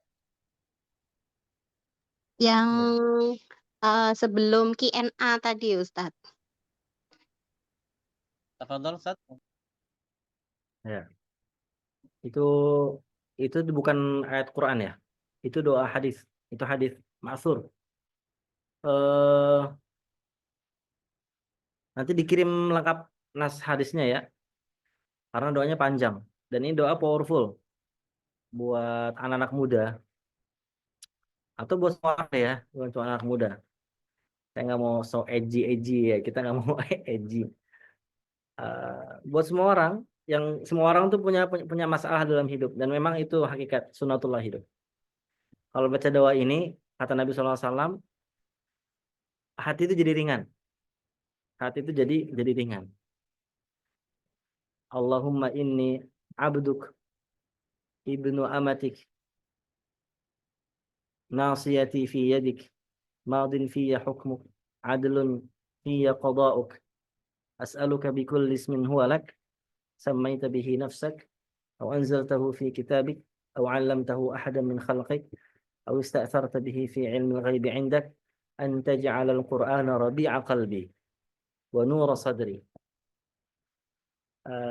saya merenung nih, doa ini kok agak aneh.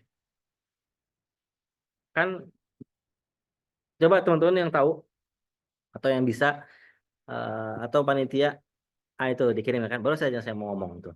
Wa bunu abdik wa bunu amatik nasiyati fi yadik, ya. Itu ada di kolom chat doanya. Ini maksud doanya maksud dari Nabi SAW. Nggak saya bikin, nggak saya karang-karang. Ya, jadi ijazahnya dari Nabi ya, bukan dari guru saya.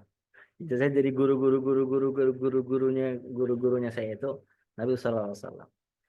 Saya mikir betul nih, doa nih apa hubungannya sama pertanyaan sahabat tadi? Karena ini doa ada sababul wurudnya, hadisnya ada sababul wurud. Ada yang nanya ke Nabi, atau Nabi melihat ada sahabatnya yang kelihatan stres gitu, kayak jalan tuh lesu gitu, lesu terus nunduk ke bawah terus. Ya entah dia lagi mikirin dolar naik terus jadi 17.000 kan, atau lagi mikirin revisi undang-undang TNI misalnya, unduk aja pokoknya. Ya, mikirin harga-harga barang pokok, bahan pokok naik. Ya,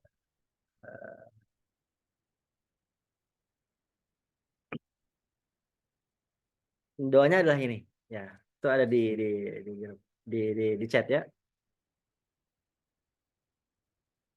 Wa jalaa huzni wa dhahaba hammi illa adhaballahu hammahu wa huznahu wa abdalahu makanahu faraja.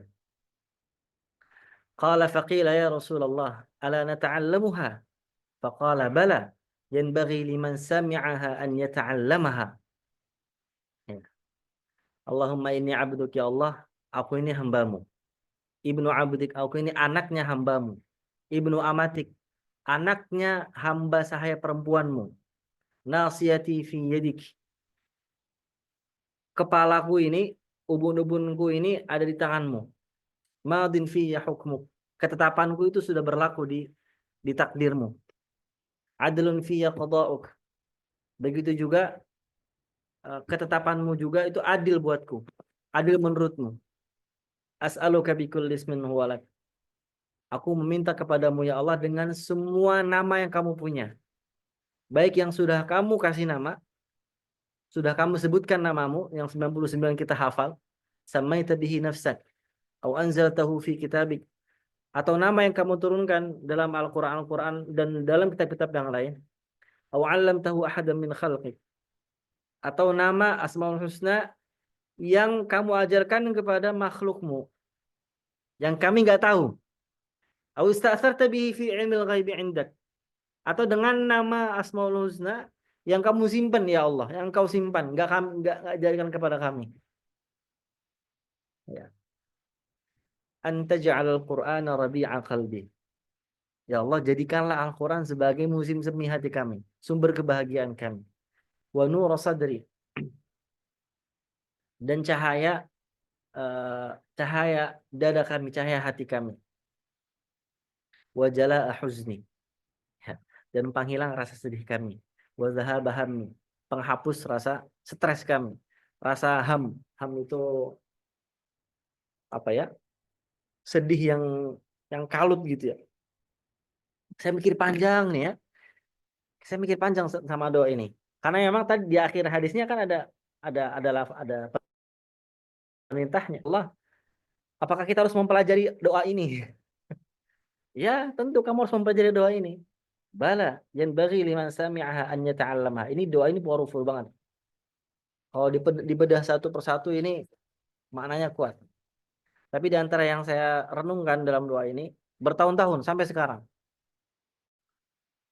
Saya renungin deh. Saya baca kalau lagi sholat witir habis Isya. Ya, apa hubungannya? Ya? Kan Nabi apa ya, ngasih tahu sahabat ini yang kelihatan stres ini untuk baca doa ini. Ya, doa penghilang rasa sedih, doa penghilang rasa stres, doa penghilang rasa kalut. Tapi di dalamnya ada doa untuk menjadikan Al-Quran sebagai musim semi. Ada Al-Quran di situ. Apa hubungannya gitu? Apa hubungannya? Kalau bukan perintah buat kita untuk dekat dengan Al-Quran. Maka orang yang paling bahagia itu orang yang dekat sama Al-Quran. Orang yang paling sedih itu orang yang jauh dari Al-Quran. Itu aja. Makanya saya nggak tahu kalau ketemu sama orang, saya dibilangnya kok kayak nggak pernah sedih gitu, ketawa aja. Bukan karena saya nggak punya masalah. Bener, ini bukan klaim ya, bukan self claim. Ketemu sama orang yang baru, yang sudah kenal atau sudah lama, ini kok Basir nih, kayak nggak ada sedih-sedihnya ya. Saya aja gitu. Bahkan istri saya sendiri bilang gitu, kok nggak sedih sih apa gitu. Apapun ya, kalau kita kan pasti punya masalah, betul Ustaz Nana, betul nggak? Entah itu cicilan, entah itu tagihan listrik ya kan, pulsa dan seterusnya. Tapi kok kita biasa aja gitu ngadepin. Karena doa ini, karena doa ini dan apa yang diajarkan di doa ini bahwa Al-Quran itu sumber kebahagiaan. Dan kita hakul yakin kalau dekat dengan Al-Quran itu kita pasti bahagia. Titik. Kita nggak mikirin gimana caranya, kapan, bagaimana. Allah alam bisawab. Ustaz, lanjut ya Ustaz. Ya. Di kolom chat ada 2 pertanyaan kalau nggak salah. Yang pertama itu, Ustaz izin, apa kegiatan yang baik untuk santri penghafal Al-Quran agar tidak bosan dalam menghafal Quran, Ustaz? Tafadhol, Ustaz. Ya. Kegiatan-kegiatan positif ya. Kegiatan rihlah, apalagi untuk santri ya. Santri itu ini betul nih, ini isu yang benar, update banget. Sekarang itu kadar kadar kadar ketahanan mental santri-santri pondok Islami itu menurun. Dan ini nggak tahu ada penelitiannya apa enggak. Cuma berdasarkan testimoni para asatiz yang sehari-hari, para guru-guru yang sehari-hari ngayomin santri-santri di pesantren, itu bilang hal yang sama. Santri itu lebih cepat bosan. Santri hari ini itu lebih cepat bosan daripada santri dulu. Kayak saya misalnya, itu saya biasa rela keluar pesantren bersama-sama liburan gitu ya. Itu 2 bulan sekali ya, 3 bulan sekali itu biasa. Sekarang kayaknya harus setiap bulan, bahkan setiap pekan ada acara nonton bareng misalnya. Ya, dulu untuk refreshing di pesantren itu nonton bareng, nonton kartun, nonton Kung Fu Panda dulu kalau saya senang itu. Santri nonton Kung Fu Panda atau kartun-kartun yang lain yang didubbing pakai bahasa Arab. Jadi ngomongnya bahasa Arab, terus subtitlenya juga bahasa Arab. Ya, ya itu ngerti kagak, tapi seru sih lumayan ya. Dan hal semacamnya bisa ya divariasikan saja. Hal-hal yang positif ya. Dan memang itu tantangannya. Tapi saya punya sudut pandang yang lain. Punya sudut pandang yang lain. Jangan-jangan santri kita di pesantren itu mudah bosan ketika ngafal Quran. Bukan karena santrinya, tapi jangan-jangan karena cara sang guru mengajarkan Al-Qurannya. Saya dari tahun 2020 sampai sekarang itu talaki ke satu orang yang sama. Dan saya nggak pernah bosan. Setiap hari saya chat. Syekh ini, orang guru saya ini. Setiap hari saya chat. Kapan saya bisa setoran? Kapan saya bisa setoran? Kadang-kadang beliau bisa, kadang-kadang enggak. Seringnya sih enggak, karena sibuk. Setorannya online. Tapi saya nggak bosan untuk ngechat setiap hari.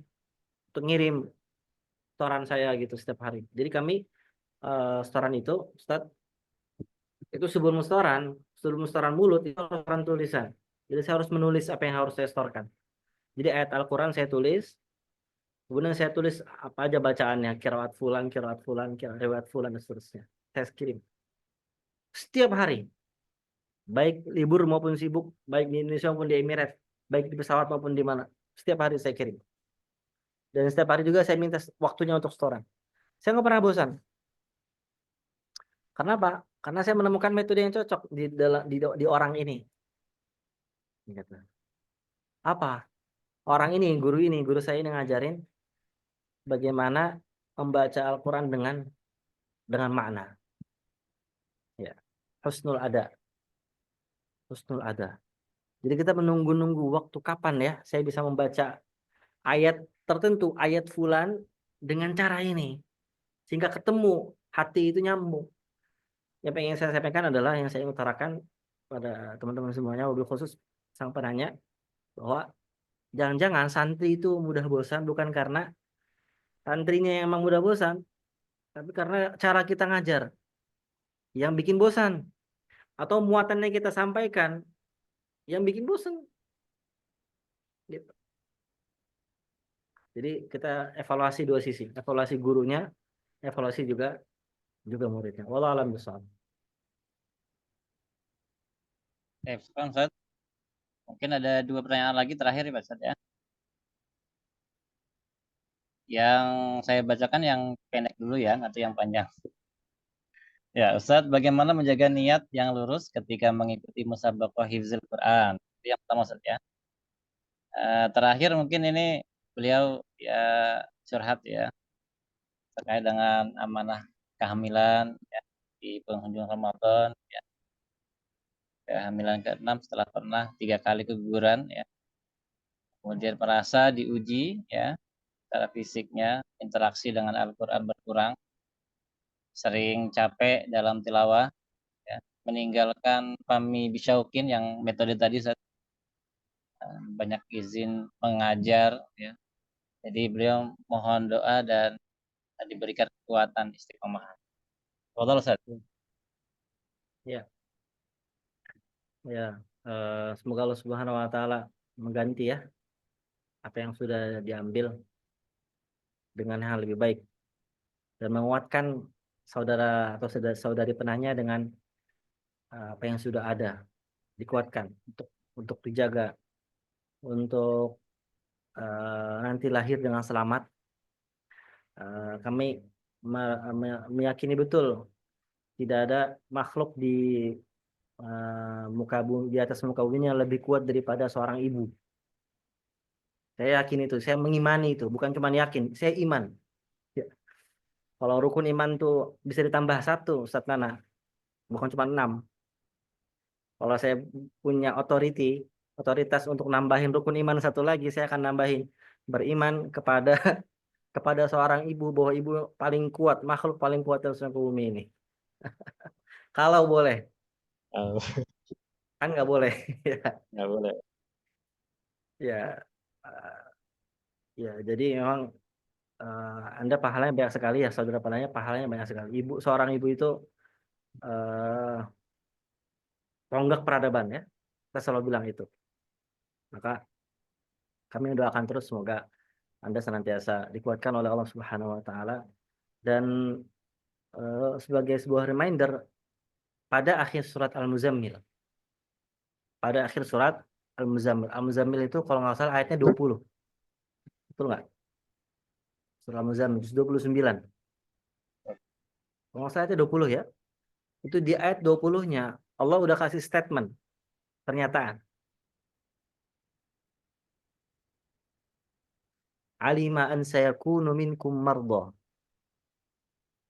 Allah itu tahu. Allah Maha tahu bahwa akan ada yang sakit di antara kalian. Alima an sayakunu minkum marda. Marda, sakit. Seperti yang dijalani oleh penanya. Atau kita semua sakit. Lagi ngaji, lagi sungguh-sungguh berjuang dengan Al-Quran. Dengan sholat malam. Dan ayat ini, ayat 20 ini, Al-Muzammil ini bercerita tentang 2 ini. Sholat malam dan Al-Quran, baca Al-Quran. Allah tahu akan ada yang sakit. Karena memang ibadah ini, ibadah Al-Quran dan ibadah sholat, ini menuntut fisik. Menuntut fisik. Ya, hadirin Allah muliakan, membaca Al-Quran itu menuntut fisik yang kuat. Kalau enggak bagaimana kita bisa membaca setiap hari 1 juz, 2 juz, 3 juz. Menuntut fisik. Maka pasti ada yang sakit. Wa akharuna yadribuna fil ard. Dan Allah tahu di antara kalian itu ada yang sering berpergian. Ya, yadribuna fil ard. Yabtaghuna min fadlillah, berjualankah dia? Bisniskah dia? Berperangkah dia? wa akharuna yuqatiluna fi sabilillah. Dan Allah tahu ada sebagian dari kalian yang dalam melaksanakan ibadah sholat malam, tahajud, dan juga ibadah membaca Al-Quran, ada sebagian dari kalian yang itu berjihad. Seperti saudara-saudara kita di Palestina, di Gaza, di Umi Gaza, ya, Ardul Harrah, bumi satu-satunya tanah yang hari ini bebas itu ya Gaza. Allah tahu itu. Allah tahu bahwa umat Islam itu ada yang sakit, ada yang bepergian, ada yang berjuang di jalan Allah SWT, berjihad dengan jiwa, dengan darah. Tapi apa kata Allah? Faqra'u ma tayassara min. Tetap baca Al-Quran. Ma tayassar.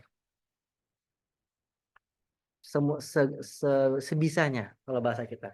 Sebisanya. Ma tayassar. Ya. Jadi kalau boleh kita bilang, kalau saya boleh bilang, sebagaimana sholat 5 waktu itu wajib dia. Sholat 5 waktu itu wajib, betul nggak? Dalam keadaan safar, dalam keadaan perang. Dalam keadaan perang masih ada sholat wajib, masih sholat khauf. Dilaksanakan dengan tata cara sholat khauf. Dalam keadaan sakit, lupa, itu masih wajib sholat 5 waktu. Nah Allah pengen ngasih tahu, faqra'u ma tayassara min. Bacalah Al-Quran sebisa mungkin, sebisanya. Meskipun kamu sedang sakit, meskipun kamu sedang bepergian, meskipun kamu sedang berjihad di jalan Allah SWT. Ma tayassar. Ya. Allah alam bisawab. Yang tadi Ustaz, Yang terakhir yang niat yang lurus apa? yang ya Sabaqah Hifdzul Quran, tapi ini ada Oh, iya. tambahan lagi nih Pak. Dari Zizah ya. Iya, Perasaan malu karena belum lancar Ustaz. Kasihnya Ustaz. Iya, oke. Untuk musabaqah hifdzul Quran, niat yang lurus ya. Ya, tipsnya adalah jangan jadikan musabaqah hifdzul Quran ini sebagai tujuan, tapi dia sebagai saran melancarkan. Dan saya tidak tahu ada sarana yang lebih kuat. Ini pengalaman saya 27 tahun ngapal Quran. Ya, 27 tahun ngapal Quran. Saya cuma nemu 2 metode untuk menguatkan hafalan. Nggak ada yang lain. Nggak ada yang lain. Yang pertama, baca di sholat malam. Ya, baca, wiridkan 30 juz hafalan kita dalam sholat malam. Jadi, dalam waktu 6 bulan misalnya, dawamkan setiap malam bangun untuk membaca hafalan itu. Ini yang pertama, yang paling kuat. Kemudian yang kedua adalah ikut musabaqah. Kalau menjaga hafalan ya, ini kita bicara menjaga hafalan. Atau menguatkan hafalan, sorry. Untuk menguatkan hafalan, itu ikut musabaqah. Sepanjang pengalaman saya, itu 2 itu cara yang paling kuat. Jadi, dan itu cuma sarana, enggak tujuan. Ya, tidak tujuan. Lalu kemudian, yang kedua, tips yang kedua, ketika ikut musabaqah, sadari kalau musabaqah itu musabaqah. Ada yang satu, ada yang kedua, ada yang ketiga. Enggak semuanya ke satu. Kalau semuanya ke satu, namanya bukan musabaqah, tapi giveaway. Iya kan? Kalau semuanya juara satu, itu namanya bagi-bagi hadiah, bukan lomba. Ya, jadi sadari itu teman-teman. Yang MTekers, sebagai sesama MTekers, saya juga MTekers. Saya selalu sadar namanya MTQ, MHQ itu ada ke satu, ada kedua, ada ketiga. Kadang-kadang ada juara kembar, kayak di Dubai ini misalnya. Itu di lomba internasionalnya, kalau nilainya sama, yang antara kedua sama ketiga itu sama-sama juara kedua, juara kembar namanya. Tapi itu jarang, ya itu jarang sedikit. Jadi sadarin itu. Nah, ketika kita sudah sadar kalau ada yang satu, ada yang kedua, yang ketiga, kita jadi ikhlas. Berapapun dapatnya, 1, 2, ketiga, atau bahkan kita nggak dapat itu, sama sekali nggak dapat juara, nggak masuk 3 besar, kita sudah berikhtiar semaksimal mungkin menggunakan musabaqah ini sebagai wasilah saja, bukan sebagai tujuan. Gitu, ya. Kemudian pertanyaan berikutnya, Kait futur Ustaz, mungkin kurang pede karena belum lancar. oh saat belajar. Jadi dia bolos dari halaqah Quran, Ustaz. Musibah itu. Itu Ya. jadi setan itu punya banyak baju. Kadang-kadang dia pakai baju gamis kayak gini. Punya banyak ucapan. Kadang-kadang dia ngomongnya kayak kayak kiai, kayak Walid misalnya. Di film itu kan. Terus setan juga itu kan. Kalau dalam film itu setan. Nah, salah satu bisikan setan adalah jangan masuk halaqah Quran karena hafalan kamu belum lancar. Itu setan itu ngomong. Nanti aja halaqah masuk halaqahnya kalau hafalan kamu sudah lancar. Nah, ini namanya asyaitanu bilibasis sultan. Syaitan bilibas sultan. Jadi setan berbaju ulama. Datang ke halaqah dalam keadaan tidak lancar, masuk ke halaqah menemui maju ke ustadz dan dalam keadaan nggak lancar itu lebih baik daripada nggak datang sama sekali. Ya. Ya, dan biasanya yang saya temukan di sehari-hari bahkan ini terjadi di saya sendiri Ustadz. Sering banget terjadi di saya. Saya kadang kurang nyiapin apa yang mau saya storyin hari ini. Ya. Tapi saya bismillah, saya ngomong aja dulu ke guru saya. Saya siap setoran, saya bilang. Padahal belum 100%. Dan subhanallah ketika ngaji itu tiba-tiba lidah itu gampang aja ngajinya. Ngeng gitu. Dapat aja. Padahal kadang-kadang saya lupa nih siapa ya? Ini Qalun baca pakai apa ya? Hamzah baca pakai apa ya? Ibnu Amir baca pakai apa? Riwayat kisah imalahnya gimana ya? Itu kadang saya belum 100%. Tapi saya bilang aja dulu, saya siap setoran. Saya bilang. Nanti saya bilang, tafadhol. Yuk, kita masuk Zoom, ngaji. Itu tiba-tiba saya ingat semua tuh. Ya, ya itu bagian dari fathah. Bagian dari futuhat. Bagian dari uh, karunia Allah kepada orang yang nggak dengerin bisikan-bisikan setan. Setan tuh akan cari segala cara untuk kamu putus dari guru kamu. Itu aja. Akan cari cara. Ya. Kapan-kapan nanti saya share baitnya itu. Ada bait yang bagus sekali. Bikinan salah seorang ulama Mesir. Ya. Yang intinya adalah datangnya kamu ke halaqah eh, walaupun kurang siap hafalan kamu itu lebih utama daripada kamu tidak datang sama sekali. Setidak-setidaknya kamu datang ke halaqah nggak siap ketemu sama ustadz dimarahin sama ustadz betul nggak? Disuruh mundur belum siap mundur kamu mundur. Ah, itu ucapan mundur kita disuruh mundur kita disuruh ngulang lagi itu berkah teman-teman. Kenapa kita sering merasa khawatir ketika nggak siap? Kenapa? Karena kita jadiin target utama ketika datang ke guru target injaz namanya. Kita pengen setiap datang ke guru, ke ustadz, ke halaqah, itu harus menyetorkan 1 halaman.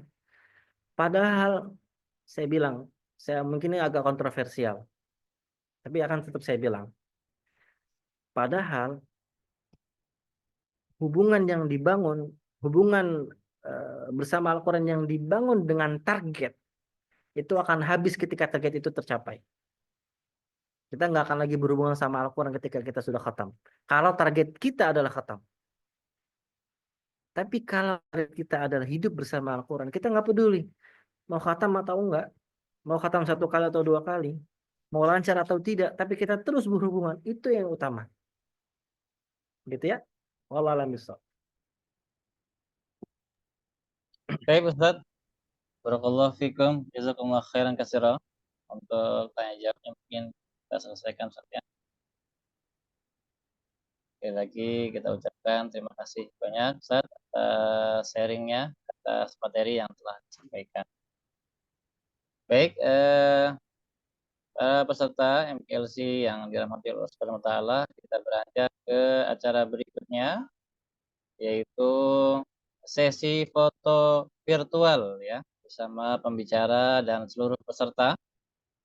Ya, mohon yang berkenan bagi seluruh peserta yang berkenan mengaktifkan videonya atau kameranya, silakan dinyalakan.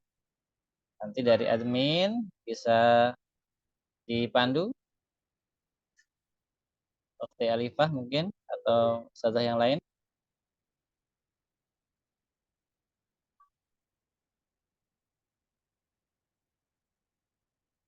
Silahkan, admin,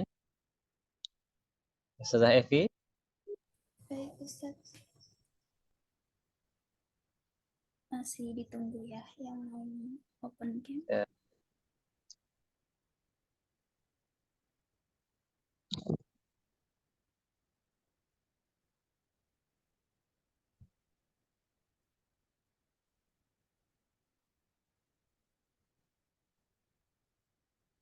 Dihitung mungkin.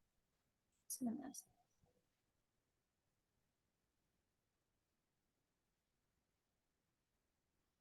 1, 2, 3.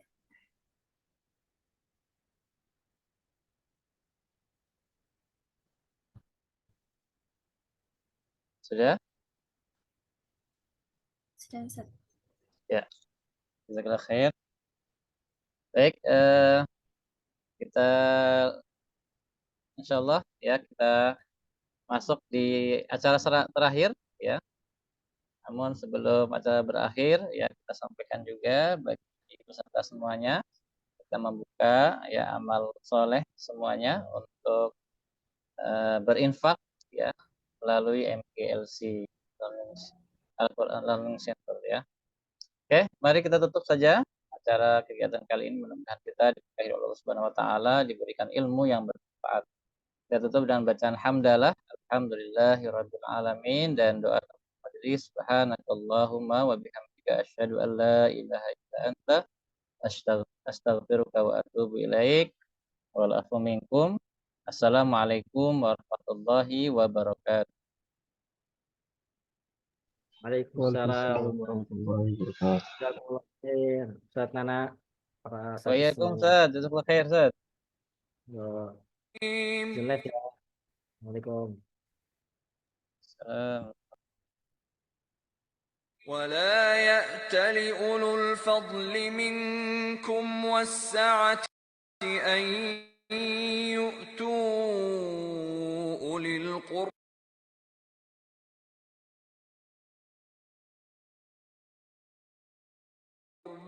والمساكين والمهاجرين في سبيل الله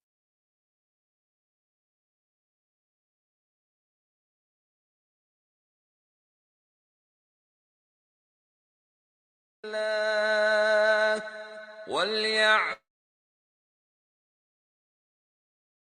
وليصفحوا ألا تحبون أن يغفر الله لكم والله غفور رحيم إن الذين يرمون المحصنات الغافلات المؤمنات لعنوا في الدنيا والآخرة ولهم عذاب عظيم يوم تشهد عليهم ألسنتهم وأيديهم وأرجلهم بما كانوا يعملون يومئذ يوفيهم الله دينهم الحق ويعلمون أن الله هو الحق المبين الخبيثات للخبيثين والخبيثون للخبيثات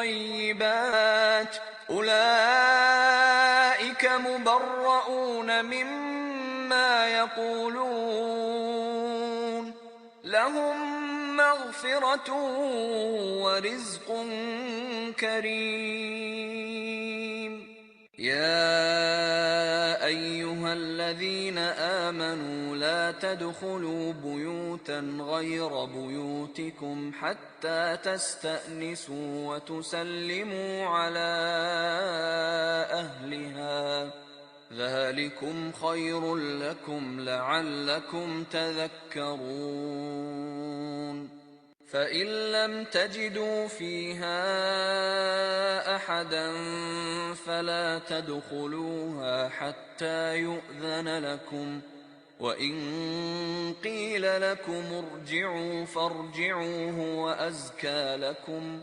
والله بما تعملون عليم ليس عليكم جناح أن تدخلوا بيوتا غير مسكونة فيها متاع لكم والله يعلم ما تبدون وما تكتمون قل للمؤمنين يغضوا من أبصارهم ويحفظوا فروجهم ذلك أزكى لهم إن الله خبير بما يصنعون وقل للمؤمنات يغضضن من أبصارهن ويحفظن فروجهن ولا يبدين زينتهن إلا ما ظهر منها وليضربن بخمرهن على جيوبهن ولا يبدين زينتهن إلا لبعولتهن أو آبائهن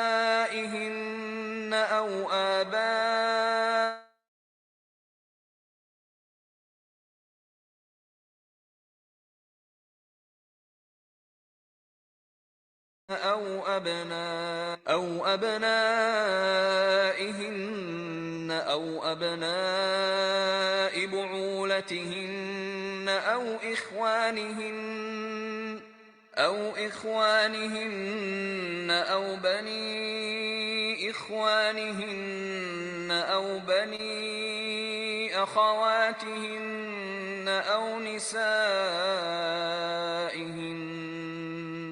أو نسائهن أو ما ملكت أيمانهن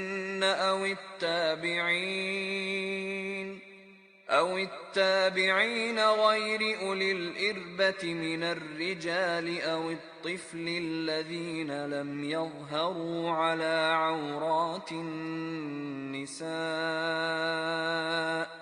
ولا يضربن بأرجلهن ليعلم ما يخفين من زينتهن وتوبوا إلى الله جميعا أيها المؤمنون لعلكم تفلحون وأنكحوا الأيام منكم والصالحين من عبادكم وإمائكم إن يكونوا فقراء يغنهم الله من فضله والله واسع عليم وليستعفف الذين